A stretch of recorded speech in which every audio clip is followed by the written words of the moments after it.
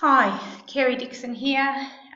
Thought I would take you through a slideshow I created for a masterclass on formative assessment at the school where I work in Kazakhstan, asking a question about knowing one's students is difficult because there are so many levels under which you can know a student. So I thought what I would do is I would look at it knowing a student academically, which can be done through formative assessment and summative assessment. And through this, it does touch on some of the other areas of knowing your student. This is quite a long PowerPoint. This is in a class I went for an hour and a half to 2 hours. So I will smash through it rather quickly just to give you an idea. And I'll try not to say too often because it makes me sound not so smart. Okay, so from the beginning, formative assessment, these were the goals. The goals were to get knowledge about our students. Then all participants were asked to write on butcher paper what they know about their students by putting sticky notes on a large piece of butcher paper, which looked a bit like this with these subheadings, and to assess which areas of those 8 areas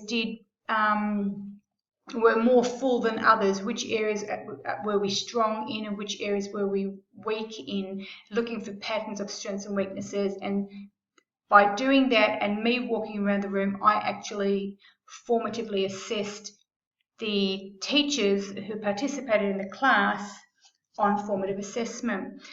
We did a bit of think, pair, share, took our ideas, shared them around the room, they were assessed again, and then going into, well then, what is formatively assessed? What do we know?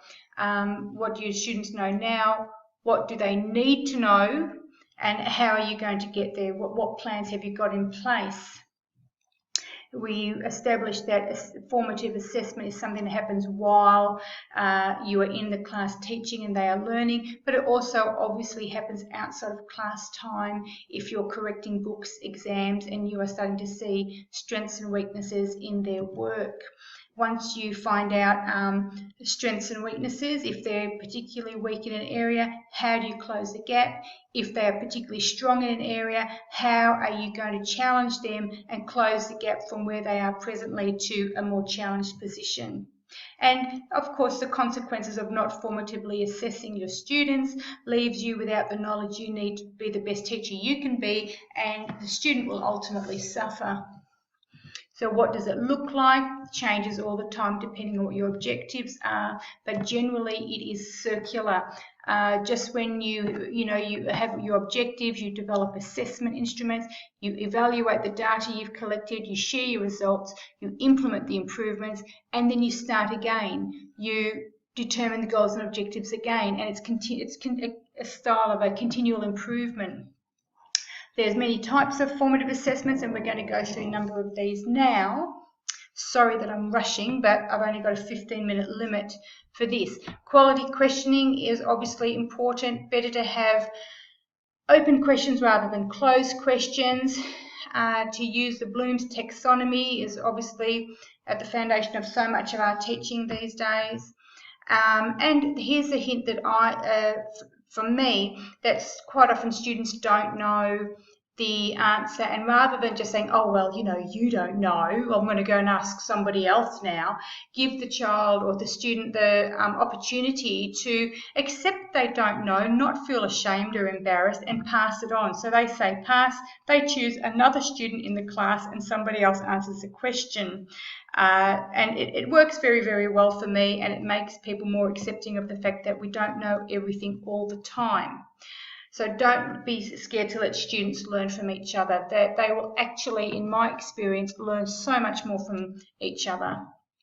Signals can be physical signals like the normal way of raising hands, pictures of little cards, the name, the lollipop sticks are really, really great, calling out somebody's name on the lollipop stick. And the good thing about that is on those lollipop sticks, if they have any sort of learning disabilities of any sort, you can actually have it very subtly written on those lollipop sticks, so you know how to differentiate your questioning subject to who you're asking.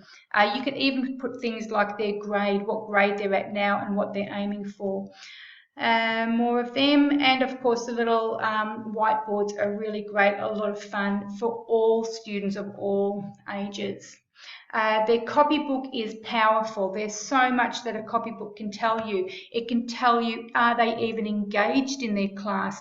Do you know if your students are there listening or they're just staring at you? They look like they're listening, but they're not taking anything in. You know this from your copybook. From the class workbook.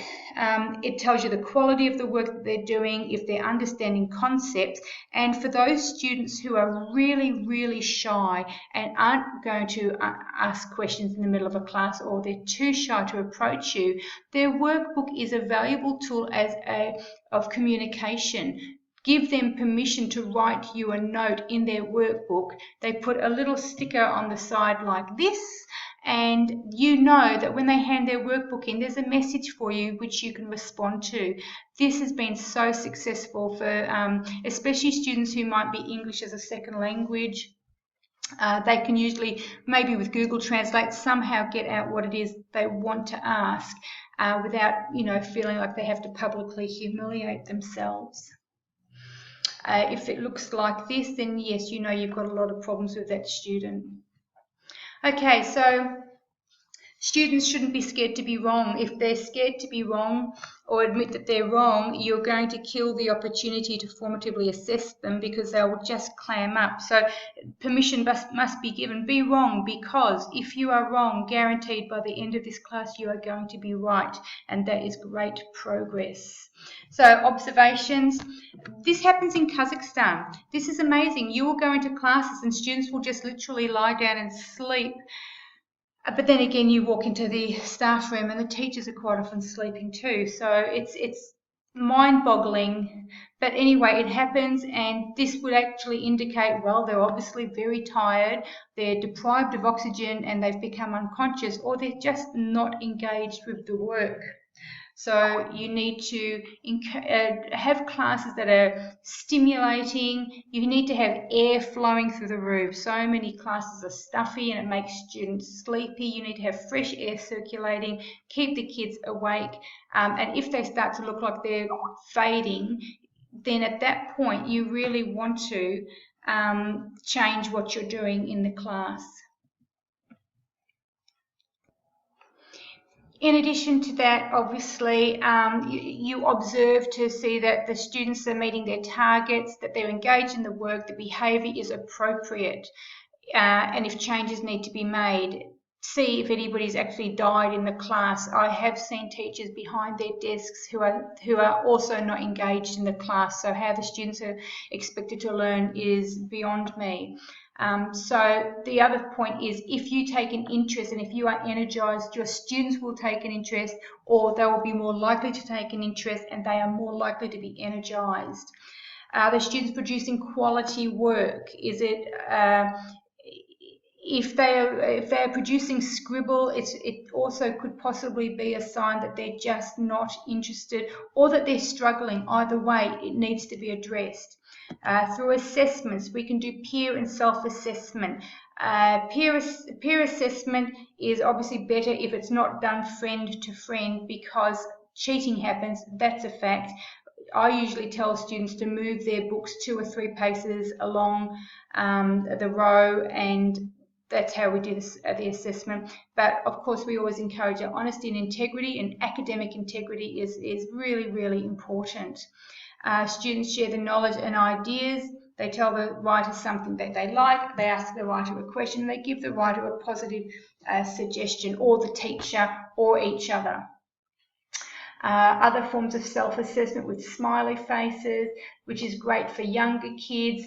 The exit cards are really great as far as if they feel they have learnt anything, they can give feedback to the teacher. And there's various stickers that make their books look nice, and they like getting stickers. Kids like stickers. Year 12s I teach like stickers. Then you can do obviously a teacher assessment too. in addition to peer and self-assessment, the teacher can be assessing, and you can use things like rubrics, give them nice bright circles around what they're achieving, what they're not achieving, and students should be given personalised feedback and encouraged to read it because it is personalised. Discussion time, it's when students are in group discussions, whether it's pair discussions, small group discussions, whole group discussions, debate discussions, listen in, what are they saying, how are they interacting with each other, are they taking turns, are they being team players, all of this matters. So after this, the teachers did another task. Then we thought, well, let's get physical, just to break up your class. Can they follow instructions? Get them to play some physical games. Silent ball's a really good one, which most of us have probably used at some point. The Think, Pair, Square, Share game, which is sharing knowledge with other students. 4 corners, people running to a corner which has got a designated answer, as in agree, strongly agree, disagree, strongly disagree. That gets them physical, gets them out of their chairs, and it makes a very visual response. And of course, you've got things like quick quizzes when you want instant feedback to how the students are going. And with technology being the way it is, using Kahoot or Quizlet is a great way to cover that.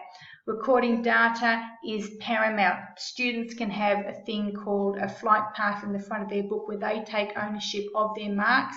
They can produce the graphs. They can see, are they doing well? Are they not doing well? Do they need help? And also these books come in really, really handy at parent-teacher nights where you get to show the parents, this is where your student's at. So this can be very powerful too. And then of course you can also have a progress path, which is saying what they were going to do each term, in term 1, 2, 3 and 4, what their goal was, what their actual mark was, and any comments that they have. Closing the gap starts with classroom management. In classroom management, the students must be involved, recognise when help is needed, work as a team, give feedback, manage the time effectively, and respect at all times.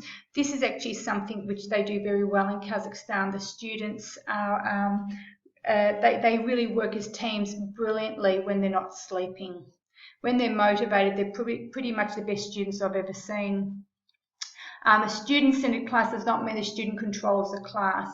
It's up to the teacher to maintain control of the class while letting students accept responsibility for their learning. And of course, there's some solutions to problem students, which I'm not going to go into now, but certainly other things like understanding how your students learn, visual, auditory, or kinesthetic, will help you to create classes that will cater to their needs to keep them engaged in the class, and thus you will get to know your students better. What stops formative assessment from working? Talking over each other, honesty, a lack of honesty, safety, safe environment, the right to fail. If they don't feel they have a right to fail, you won't get the honesty from them that you need in order to assess them accurately. Poor classroom management, inadequate follow-up, and so many more. So then we had a questions and answers time, and then they did their 3, 2, 1 exit, which then allowed me to work out what did the participants of the formative assessment class learn, and from this I produced a rather detailed report on where the school can go to increase the use of formative assessment so that teachers can know their students better, and as a result students will have better outcomes. And once again, they've been formatively assessed. Well, that was it. I have smashed through that. It really did take us an hour and a half to 2 hours in real life, but that's basically the presentation on the way of knowing your students academically. Thank you very much. Goodbye.